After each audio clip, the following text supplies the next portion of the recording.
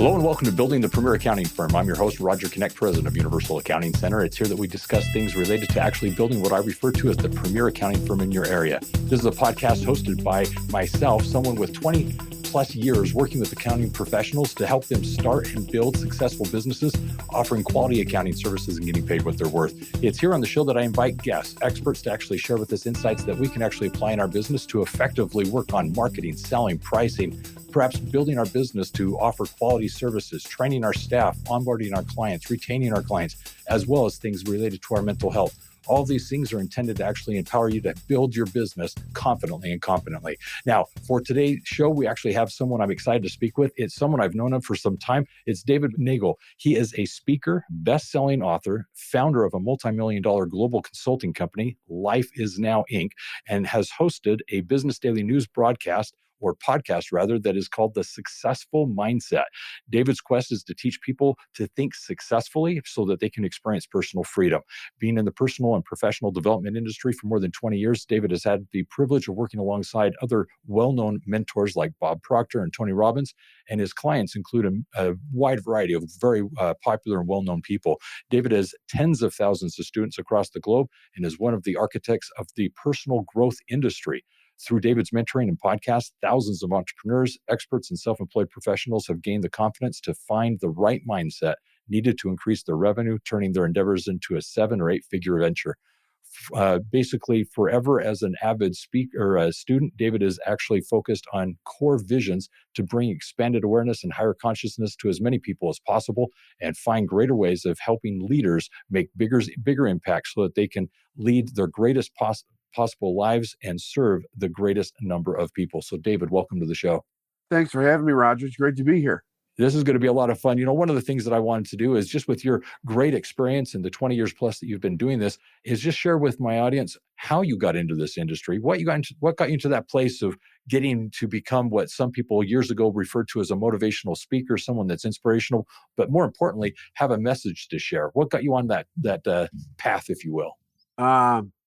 It started in September of 1989. I'm going to go through this quick, right? Uh-huh. So it's conversational. 1989, September of 1989, right after my son was born, I had a near-death experience in a water skiing accident. I got stuck through a dam on the Illinois River, and I was only one of 2 people that ever survived going through it. And apparently a lot of people had died going through that dam. They had no precaution to like if you got separated from the boat or your engine went out on the boat, you were going through that. I mean, that's it. It was going to suck you in. You were going down the other side. So what that did for me was I was 24 years old. So it woke me up to the idea that we were going to die, right? Like, you don't think about that when you're 24. But I think what was more, what created more of a sense of urgency was that 5 minutes before I was struggling for my life, I was having the time of my life. And I made that transition into, my God, I might not be here, in an hour, that type of thing. But then I was a high school dropout at 17 years old, and I got married. We had a couple of kids, and I quickly found out that I did not have the skills to live up to the responsibility that I was creating for myself. Mm-hmm. Yeah. I was working on a dock. I was driving a truck, and we were on food stamps. We lost everything. Car repossessed. We went bankrupt. The whole 9 years. We were living in a terrible neighborhood, and I said, I've got to figure out a way to turn this around. Now, the error in my thinking was that I have to go back to college or go to college because I didn't finish high school. I did get my GED, but and I was trying to figure out a way to come up with more money doing what I was doing, and I couldn't for 2 years. And it just kept getting worse and worse and worse, and I felt worse about myself as a human being, as a father, as a husband. And after 2 years of working as hard as I could to try to change it, I just had a meltdown one night in the back of this trailer. And I go, and this is what happened. I'm literally sobbing like an ugly cry, like a little kid. And I'm going, God, show me what to do. I have no idea. I'll do whatever you tell me to do. But if you're there, if there's a God there, please show me something because I can't take this anymore. And this voice in my head said, David, change your attitude. And it all started from that moment. Wow. So I explored that idea. I came up with 3 things that I changed that night. And in 30 days, my income tripled. I went from 20,000 a year to 62,000. And I didn't even know anybody that was making 62,000 that would be in 92, 93. And studied for 7 years to try to find out what the hell I actually did, because I had no idea what I did. And then I started helping other people just in general, because people were coming up to me going, how are you, it was just a few years ago, you were a bankrupt bum, and look at you now. How did you do this? And I started telling them. And then some people would take the advice and they would turn their lives around. And I'm like, this is what I want to do for the rest of my life. I want to show people what I didn't know that worked. And the other thing that floored me was how fast it changed. Yeah. Right. It seemed to break all of the middle class rules that I was raised by, that it's going to take a hard time, a long time. You got to go to school for years. You got to know people, blah, blah, blah, down that whole road. And none of that was true. None of it was true. So when I figured out what happened, I was like, I'm an evangelist for this message for sure. Well, I want to, first of all, thank you for sharing that story, because I know a lot of my listeners may have something in their lives that's similar, where you have that pivotal moment. And like you, I had something like that happen in my life. I can think very vividly of two specific experiences, one of which wasn't a near-death experience, but it was close enough in my mind as to, am I ready to meet my maker? And when I had that is something that I reflect back on often. And it is a pivotal moment in my life. It's very personal. And as you were talking about this, you did talk about those epiphanies of there's three things that need to take place. What are those three things? So the three things that I changed, first of all, how I came up with the three things was I looked for somebody that I thought was successful that I could relate to, which happened to be the owner of the food import company that I was working for, the largest food importer in the United States at the time. And I said, what's the difference between this guy and me, right? And I said, well, he must have loved what he did, because I hated what I did every day. It was a mind game just to get myself not to create some mysterious illness, not to go to work, right? Like, that's how much I hated what I was doing. Yeah. And so I said, he must have loved it. I'll act like I love what I do. The second thing was, he must have done a really good job, and I didn't. I was working to go home, and I had this mentality, like this working class union mentality, because I was raised in Chicago. Don't do more than you're paid for. You're just a number. Nobody cares about you. So I walk in, as a young man with this huge chip on my shoulder, like, I don't have to do anything, type of an attitude. And if I broke something, it didn't matter. If I didn't do my job right, it didn't matter. I'm not getting paid to think, and all this stuff. And I thought, I'm going to do every job to the best of my ability, which was a hell of a statement, because nobody had showed me how to do that in my life up to that point. And the third thing was, I was going to start treating people with total respect. Now, it wasn't that I was raised to treat people disrespectfully. It was quite the contrary. But I had developed such a bad attitude that I was taking out my hostilities and my own shame and all of that on other people. And I would just start screaming at people. Like, if I perceived that you were telling me what to do or getting in my face, I would just unleash on people. It was nuts. So those are the three things that I changed. And I said, I'm going to change those. I'll do this for a year and we'll see what happens. I never imagined that everything was going to change in 30 days, but it did. I love those three things. I can relate to those three things, as I've also been a study of people who are successful. I similarly found those types of traits in them. You refer to it as loving what they're doing, getting away from that job set mentality. I found it to be passion. They were passionate about what they do. They loved what they do. And so that was very important. The thing is, to quality, though, they do actually do things with a sense of, I'm doing something with my hands, with my mind. I want it to be good quality, something I can be proud of. And so that was very important. But the third thing that you indicated as to how you saw other people, seeing them for who they could be, their potential, being children of God, for example, that's something that is very different than taking out that ire that you're referring to on everyone that you met because life was frustrating. So you're going to kind of dish it out on everyone else. Those are three very impactful things. So as you applied these principles, you said very quickly, within months, you saw opportunities present themselves, things change, you started making 3 times as much money. How did that change of attitude now manifest itself in the real world to give you the opportunity to actually earn more? So what happened was, I became aware of an opportunity that had been around me for 2 years that I previously did not see as an opportunity. A matter of fact, it was something that I would routinely judge and put the person that did it down. Because we were a food distributor, we had a guy that would come in with a fuel truck twice a week, Tuesdays and Thursdays. His name was Drew Batty. He lived in Whiting, Indiana, and he would fill the trailers. Now, my part of my job was to tell him which trailers we filled with food for the grocery stores. They would go put diesel fuel in the heaters or the air, because we lived in Chicago, summer, winter. And he would come in and he would always smell like diesel fuel. Or now I was on a dock, right? And so think about the mindset that I'm coming from. He's outside, rain, snow, hot, humid, mosquitoes, whatever. He always has to be out there, and all I am on is in a covered dock, and I'm judging this guy like, you suck, you got to do this, and laughing at him and stuff. And we would talk. It wasn't I didn't like it. I didn't dislike him. We actually kind of became friends over the 2 years. But he would always say to me, "When are you going to get out of here? When are you going to get out of here?" He's like, you could do something different. When are you going to get out of here?" And I had an excuse. So the same week that I changed my mindset, he happened to say that to me again. He goes, "Dude, you got to get out of this place." He said, "Why don't you come to work with us?" And I started laughing at the guy. And I'm like, "Come on, get out of here." I said, "Look, here's the deal. You drive a bomb. Why the hell would I want to drive a bomb?" I said, "Has anybody ever died driving a fuel truck?" Because I'm thinking to myself, he carries diesel fuel and gasoline on wheels. What if somebody smashes into you, right? And I go, "Has anybody ever died?" And he goes, "Yeah, last year." He goes, "Yes. Last year, a guy rolled a truck over on I-65 in Indiana and burned to death." And I'm like, see, that doesn't make me any more comfortable about wanting to do this. And I had a series of judgmental questions. And the last question I had was, besides all of that, how much could you possibly be making? Yeah. As if I was making more than this guy was. And he said to me, he looked me right in the eye. He goes, "Last year I made 50. And I'm like, "There's no way you made 50. I'm like, "You're lying to me." He said, "Well, I'm coming next week. I'll bring you a check stub and I'll show you."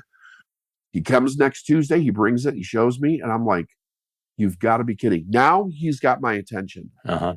And I mean, I had to go through all of these different things in my mind and reframe them in order to be able to do this. And one of the biggest ones was I was at the bottom of the seniority list. It was a union company. That's why my income tripled, right? Because I went from non-union to union in Chicago. And being on the bottom of the seniority list, I get laid off first. Part of that company was seasonal because they did construction equipment and stuff like that, which was a big part of their business. But in Chicago, construction shuts down in the wintertime. So depending on how long winter lasts, you might be out of work for a long time. I had a wife and kids, right? So I had to take a major risk. I said, I know what I'm doing now. I know I could go back to making nothing. Again, here's an opportunity out. Let me do this. And literally in 30 days, I had a check that was triple what I had been making 30 days before. I'm loving this. Twice in this, you've actually shared mindset. What is that worker class mindset that you're referring to? Is it different than the 3 things that you had an epiphany on? It's different I think it starts off differently, because I think it starts off with the idea that you can't do what you want in life and you can't have what you want in life. A lot of the way that I was raised, a lot of the people that I work with, small business owners, all started off working for somebody else. They never dreamed that they could actually do something that they loved. Like you said, passion, right? Mm-hmm. They were passionate about. They never dreamed that they could actually do that. So when a person doesn't think that they can do something, they don't generally look for evidence that they can. They look for evidence that they can't, which is exactly what I was doing. I never thought in a million years I could do what I want. But here's the scary part. I didn't know what that was. I had never, and most people don't, because it's verbalized to us. You can't do whatever you want in life. You better grow up. Here's the way the world works. You got to go to school. You got to get an education. You got to pick something from, what's in the marketplace now. And then you got to do that for a long time and work your butt off and climb the ladder and all that. And none of that appealed to me, right? That was not my personality. It didn't appeal to me. I had other interests in life. And I didn't even study as a kid. Like I told you, I was a high school dropout because I hated school. When this change happened, I became the most voracious reader you ever met in your life. I turned my car into an audio library. Oh, yeah. My current library is over 4,000 books. I mean, I can't get enough I found out that I loved to learn. I just didn't love to learn things that I wasn't interested in. So I think that's a major part of it. The second part was the three things that was like, how can I apply this right now in everyday life? Right. So I literally changed the person that I was. I transformed that night on the dock. It was a conscious choice transformation. One of the things that I don't think you mentioned specifically, but you alluded to it, is the idea of manifestation. There is something to be said that once you're open to opportunities, once you're ready to make transitions, you can actually see them around you where before, even though they existed, you didn't notice them, Right. but they start to manifest themselves simply because of the fact that you're now entertaining and are ready for them. It's kind of like when the student is ready, the master appears type of a philosophy.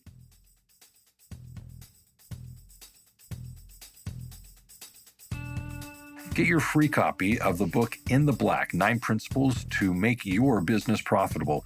This is a how-to guide for accounting professionals to work with their clients and actually implement proven processes and systems to ensure that their clients make profit a priority. It is in this book you'll actually learn how to map the business and, in fact, make marketing, accounting, and production a priority within your client's business.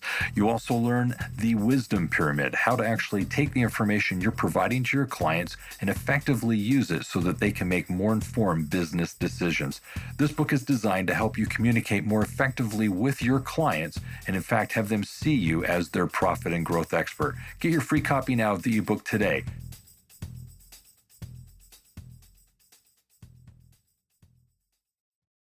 Now, one of the things that I want to do is for my audience is kind of now take these things that we've been discussing and apply them now into the entrepreneurial space, because I do feel that a lot of what you're describing here is something that someone experiences, but especially when they go into that entrepreneurial space of taking the risk, starting a business. So how does the worker class mindset, for example, change or hurt the mindset of an entrepreneur? So in the subconscious mind, from the moment that we're born, we're under the authority of another person. And in fact, the authority is so important biologically, not just spiritually, but biologically. If that authority was to leave or abandon us, we would die as a child. So there's the reality of that inside of us. If you look back maybe 200 years, you'll see, and you study the way people behaved in different communities around the world, almost all of them had significant rites of passage the teenagers would go through to claim their authority as an adult, to show their bravery, their competency of some skill set, and then they would be given a responsibility within the community. So they knew that they were this person now, right? They were responsible for their own decisions. We've gone away from that in an enormous way. And kids kind of just meld into being an adult. So subconsciously, their mind doesn't realize they're the authority. So they're always looking for somebody else to promote them or give them permission to advance in their own life. And they become stuck under the self-illusion of, I can't do this. And they don't know what the reason is. And when you say you're not being your own authority, you're the one that promotes yourself. You want to be at the top, right? And you can start at the top. Then you have to claim that you're at the top, but you have to behave like that person, and you'll manifest the results that you want. Most people start at the bottom in business, and they do the same thing that they were taught to do working for somebody else, which is work really hard, sacrifice everything that they have, make a very little bit amount of money, make it painful, and maybe someday I'll get there. And they don't realize they're in charge of promoting themselves. That's how I think it messes them up in the beginning. Well, one of the things I want to tap into just real briefly is you talked about how in culture, in society, there is this thing that typically takes place that causes an individual to go from being a child or youth to being an adult, someone that is now independent and responsible. And every culture typically has this. You've got bar mitzvahs, you've got quinceañeras, you've got individuals that go into the military. It's that moment in our culture or life where we're able to say to the individual, you're now responsible for yourself. You have to make your own decisions. And I do feel that that's something that is lacking in society. There's a lot of things going on right now, studies and reports that say as we've removed some of these events what's happened is people become very aimless, which is why you've got 25 and 35-year-olds still living at home in the basement, not doing anything because they're aimless. They didn't have that moment wherein we basically said, we now see you as an adult. You are now responsible for yourself. You now need to pull your bootstraps up and go make things happen. And that's something that's powerful. But having said that, that lacks in society today. For me, it was becoming an Eagle Scout. For me, it was in my particular culture is going on what we refer to as a mission. These things are things that then say you're now on your own.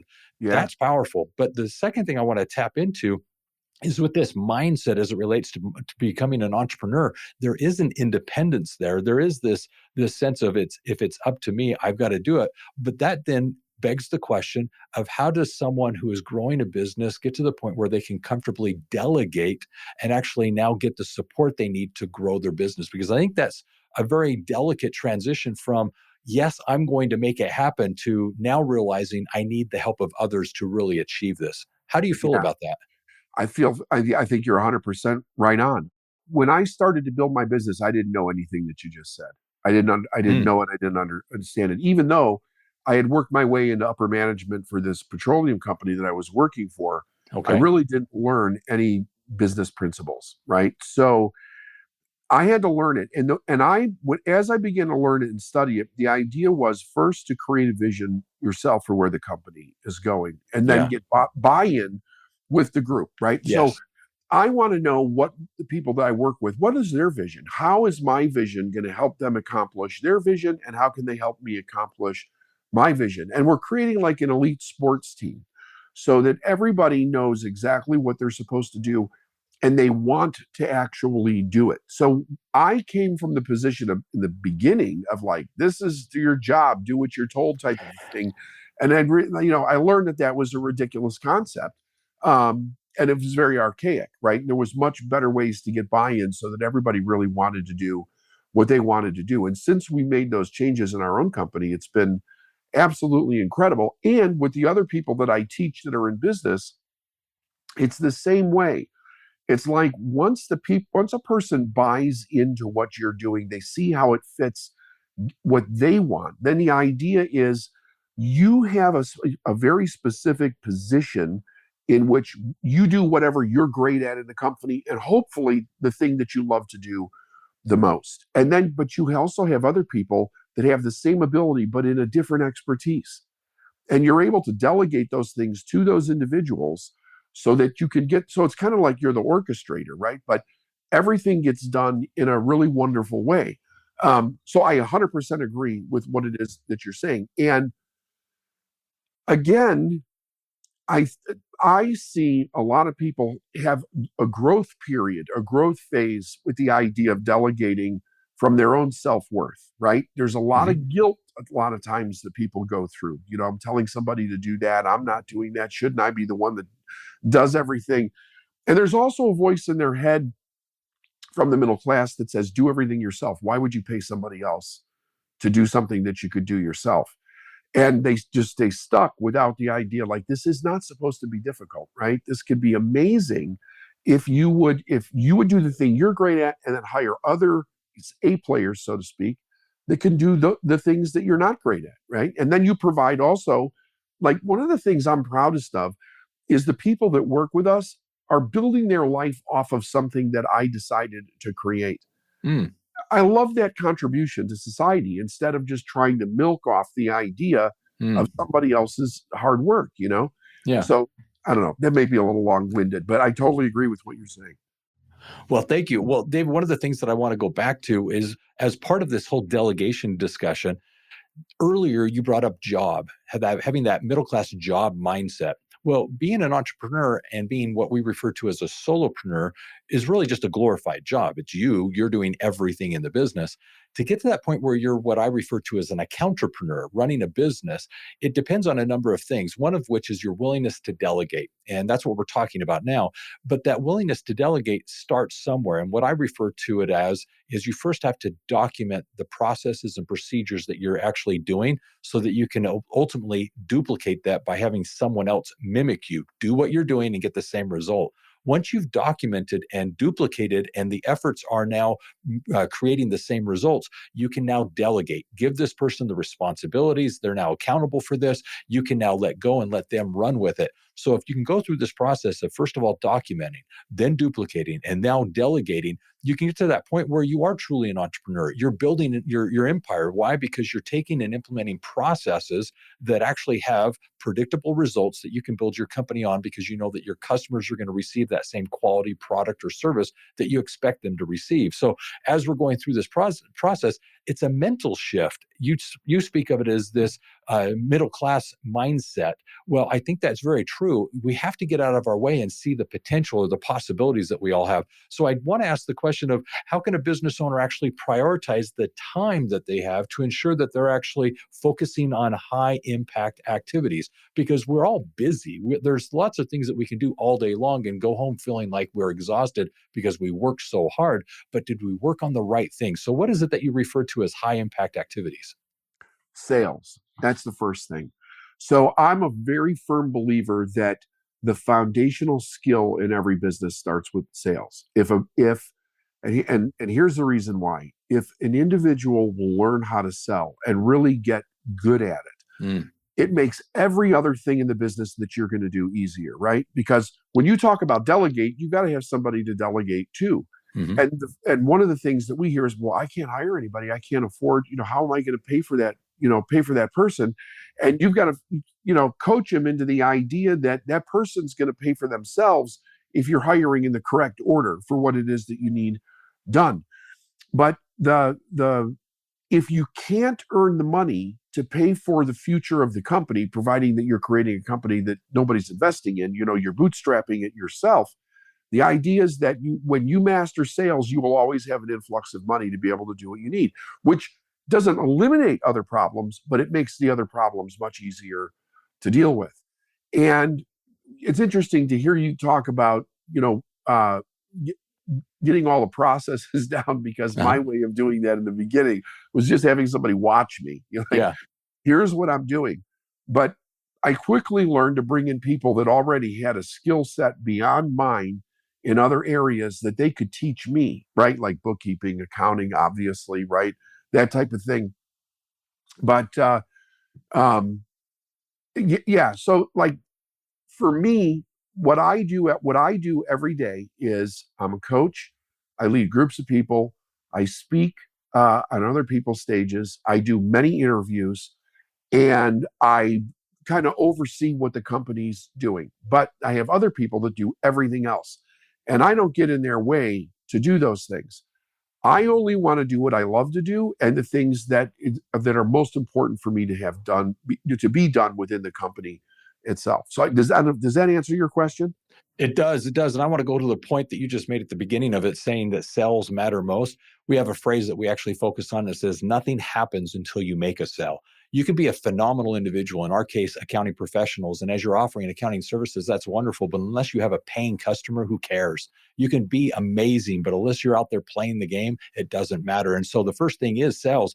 And as you were talking about hiring someone, it basically boils down into one to two things. Either the position you're filling is a revenue producing position that justifies their compensation. They're making more or creating more revenue than they're being paid, or they are freeing you or another salesperson up to be more productive and produce more revenue, more so than what they're costing. So you can have both situations, and we just need to make sure in either case, are we now as a company generating more revenue to cover that role? They're either individually doing so or they're freeing up someone else to do so. And if that's the case, then you're moving in the right direction, because the company is growing at the top line, and that's very powerful. So that brings me to the next question, which is, you've got your high impact activities, you're prioritizing where you should be spending your quality time. How can you actually share some strategies or techniques to now actually help us distinguish between those things that we should be delegating versus doing? So my belief is that you should only do the things that you actually love doing. I do not believe that you should spend your time doing things that you don't love. There's absolutely no reason for it, because if there's other things that you don't love, my philosophy is that there's other people that are great at it, and they should be working with you. You should be only doing the thing that you're great at and that you love. Now, I do realize in the beginning it might not be that way when a person first starts on their own as a solopreneur, as you said. But when you understand that information, you could quickly ramp up and to create that environment for yourself. I've designed my whole life so that I do almost nothing that I don't like to do, right? I do the things that I love to do. And somebody once said to me, yeah, but how do you stretch and grow? And I'm like, I stretch and grow by my goals. I don't have to do things I don't like. I can learn to do things better that I absolutely love. And that causes me to grow. And here's the thing, I don't have to force myself to do it every day. I get out of bed every day and I live my life with doing all things that I absolutely love to do, right? So it's like heaven on earth in your life. And I also hire people that love their positions just as much as I love what to do. And I'm very proud to say that the culture in our company is just absolutely amazing. Everybody loves what they're doing. Everybody's paid top of scale. Everybody gets as much freedom as they want as long as their work is done. I never have to ride herd over anybody to get anything done. They all accept responsibility. But those were the values that I wanted to bring to the company in the beginning in order to create this work environment that is just such a pleasure to work in. And I think that anybody can do that. Yeah. One of the things that I really appreciate you emphasizing is the fact that you want to hone in on and do the things that you are good at and enjoy doing. I think there is a philosophy out there that says take what you're struggling with and study and learn it and become better at it. And there's something to be said about it. But when you can double down on the things that you're great at and do those so much more, I think you excel because that's where your expertise lies and that's where your passion is. And it's going to be evident to anyone that's kind of at a distance watching you. So I liked how you pointed that out.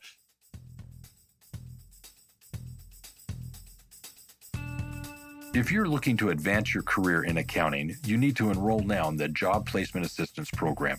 This course is created for accounting professionals to find a new job, apply for a promotion, or get a better position within a company. It is the turnkey process to actually help you better interview, get the job you deserve, and get paid what you're worth. For more information on how you can take advantage of this offer, go to the episode description. Enroll now in the Job Placement Assistance Program. Do it for free and act now.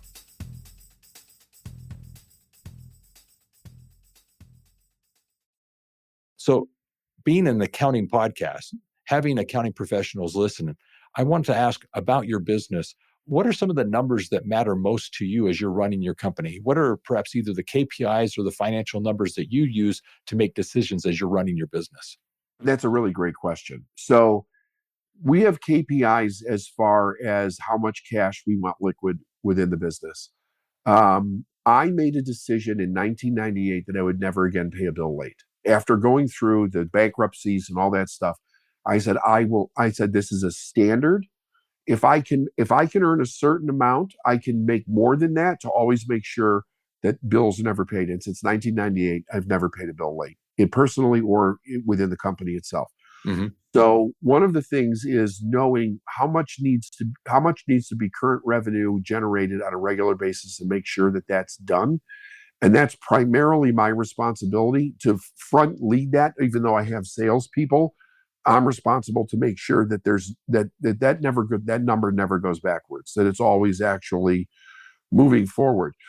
I have an operations director that keeps an eye on the other numbers, like marketing numbers, financial numbers, all of that. I really don't get involved in that much. I mean, I get a report every week of what's going on, where the money is.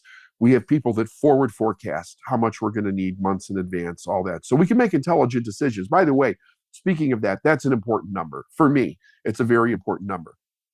I want to know, based on everything that we're doing, how much are we going to need when, futuristically, 3, 6, 9 months out in the business, even 18 months, like depending on when we're doing events and stuff.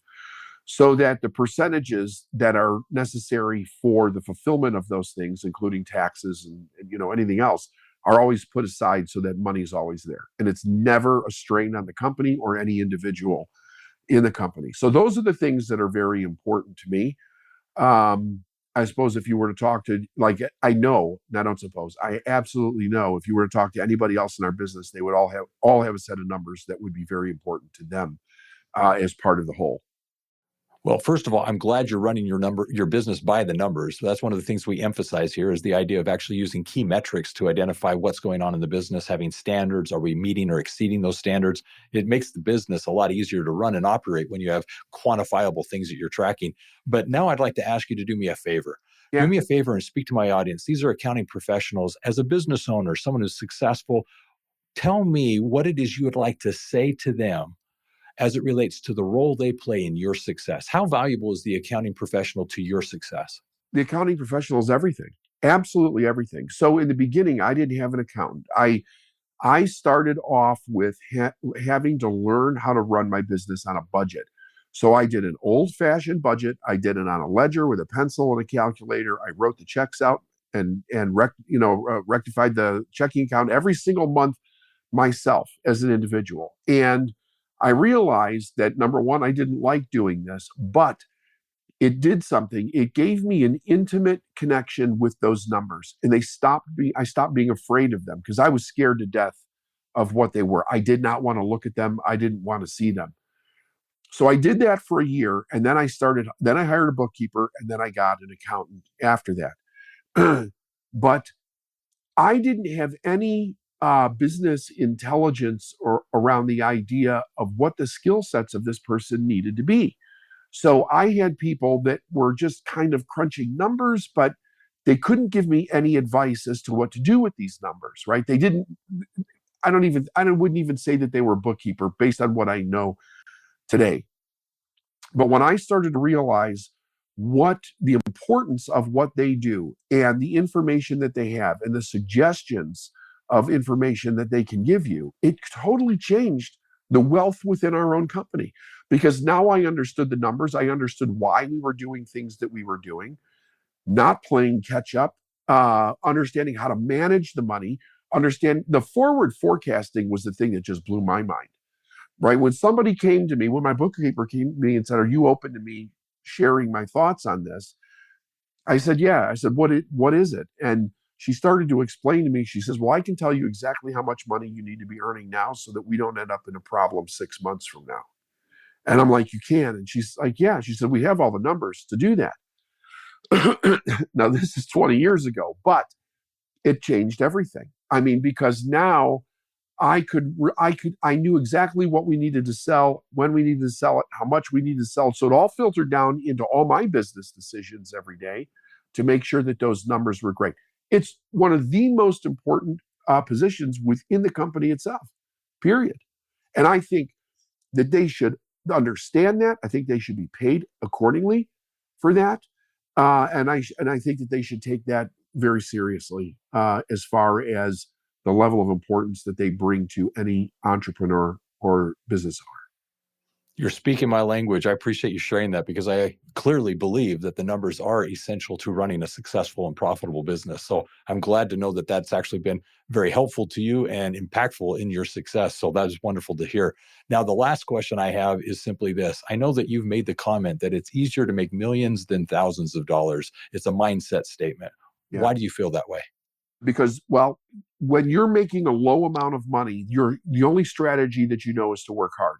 Mm-hmm. And working hard to make money is the worst strategy that there is. If you want to become wealthy, you have to get off of working hard and you have to understand leverage. Leverage is what allows you to really make a lot of money, millions, but like hundreds of millions, billions, whatever. You've got to understand leverage. So the key is for a business owner is to really understand, do they actually have something that they can leverage and how can they actually do that? I got fascinated with how fast my income went from 20,000 to 62, because after that, I went from 50,000 a year. When I started the business, like the first few months, I was making about the equivalent of 50 a year. I turned that into a monthly income in 3 months after I made the decision. Never went backwards from there, and then went over 1 million. And it was like, okay, I got it. I absolutely understand this. First of all, I wasn't charging enough. I wasn't charging what I was worth or the value that I brought to my client base. So I learned that really quick. That got me up to 50,000 a month in 2 weeks when I made that breakthrough. The other thing that happened was my mentor said to me, "David, why would you work all year for $50,000? He said, I wouldn't even get out of bed for 50,000 and you work all year.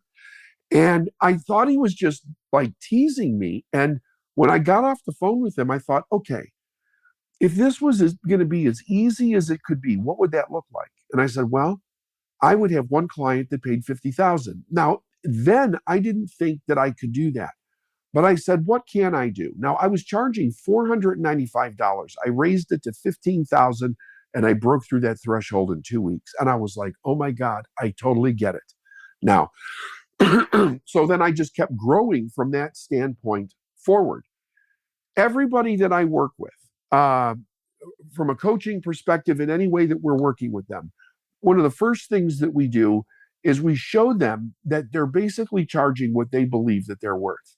And we work on their self-esteem to get it to a place where they can literally charge based on the value that they bring to the end client for themselves, and that they don't have to go through this ritual of trying to justify their income to themselves or to anybody else, which I think is just huge. You should want what you want because you want it, not because you need somebody else's approval. And that's a whole nother interview. Like somebody else, wanting somebody else's approval to succeed is horrific. No, what you're bringing up there, I think, is powerful. And I appreciate that mindset approach, because clearly it is a lot of just how we were raised, our relationship with money. It's a lot of things regarding the value of what we see, what we offer is. There's a lot of what we're, I think, talking about here, very applicable. So one of the things that I'd like to do here is, as I transition, is point out to my audience that we have an offer that I'd like you to take advantage of. David has what's called the Quantum Leap Blueprint. It is basically something to help you take what it is you're doing and walks you through 5 essential mindset shifts that separate highly qualified entrepreneurs from the rest by helping you 12x your income without working 12 times harder. So that's one of the things that I'd like you to take advantage of. Go to the episode description. You'll see there the information you need to take advantage. It's free. So get a copy of this and actually take these principles, these 5 things, and see what it is essentially that you can be doing in your business now to really get paid what you're ultimately worth. So that's definitely something I want to emphasize with you. The other that I'd like to promote is that of your Strategic Accountant. It's a book that I'd like you to actually take advantage of. It's a book that was actually written to help you understand what are those core services that you should be providing that your clients expect from you, and basically position it so that not only are you providing these quality services, but you're retaining the clients and getting paid what you're worth. This is actually 12xing your business as it relates to what it is you can be providing your clients to retain them, but have them pay for the quality services that you're providing so that you can, in fact, get paid what you're worth. So get your free copy also of your Strategic Accountant. In addition, Universal Accounting Center is promoting today's podcast. It's here that you can actually become a certified professional bookkeeper, a certified a certified professional tax preparer, as well as a certified profit and growth expert. These 3 designations are meant to represent your ability to proficiently and competently provide these quality services as it's related to providing quality accounting services to your clients. So definitely take advantage of that.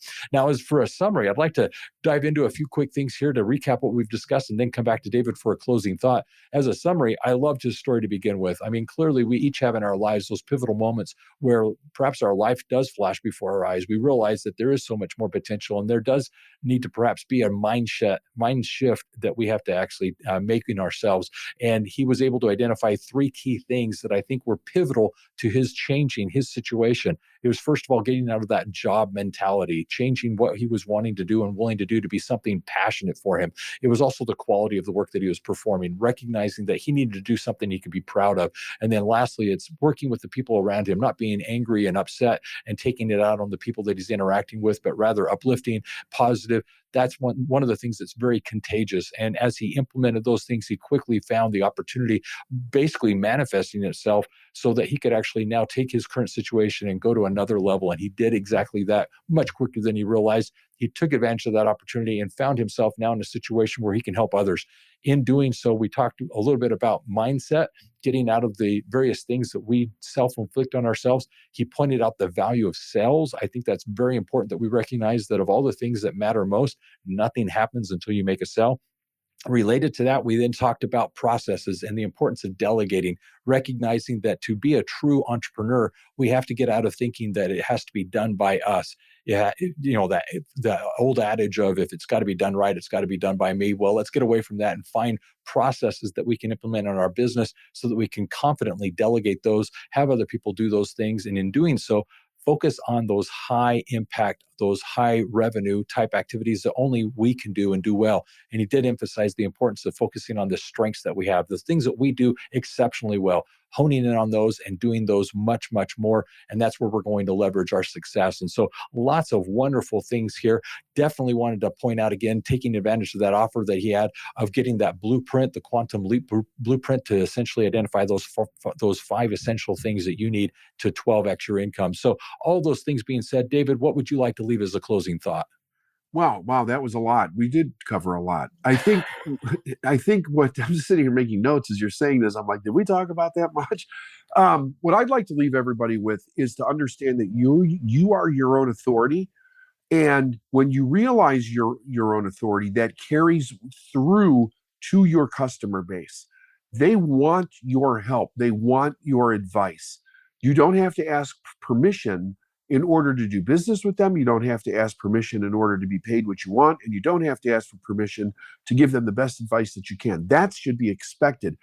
So when you step into that, your life changes, your business changes, your income changes, and it gives you a renewed sense of purpose, I think, at least in my experience and the people that I work with in their life. And allows you to command what it is that you're worth and the value that you bring to the individual businesses that you work with. So that's, I think, where it starts. Beautiful. David, I appreciate this. I've enjoyed the conversation. I think we shared some wonderful insights and excellent things that people can actually take and implement. So I hope everyone was listening and taking good notes, because clearly some gems were in here. As for my listeners, I want to encourage you, if you haven't already subscribe to the podcast. We'd love you to get notified each and every week when we release new episodes, sharing these various insights as to what it is you can be doing to build the premier accounting firm in your area.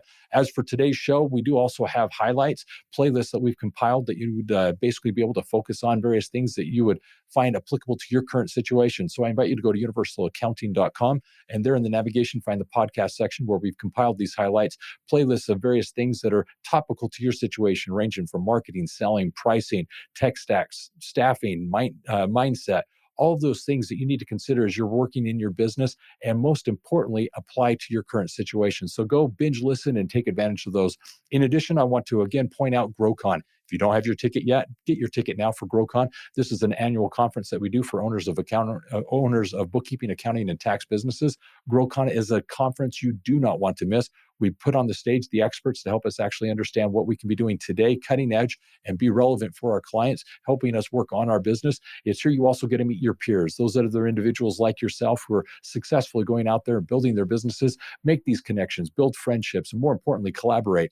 Also, you get to meet my staff, those individuals who are committed to helping you be in business for yourself, but not by yourself with Universal. This is an event you do not want to miss. If you do not have your ticket yet, go to universalaccounting.com, and there in the navigation, find GrowCon. There, get the information as to the event details, but more importantly, get your ticket today. And I look forward to seeing you there. As for the show today, if you'd like to actually find out more what it is you can do to offer quality accounting services, become certified as a professional bookkeeper, a professional tax preparer, or a profit and growth expert, definitely go to universalaccountingschool.com. It's there at Universal Accounting School that we actually have information related to the various programs that Universal offers to assist you in becoming what I refer to as the premier accounting firm in your area. So check that out, or give us a phone call. You can speak with us directly about these concepts and many more by calling us at 801-265-3777. And always remember this, if it's about accounting, it is Universal. Take care and have a great day, and be safe out there.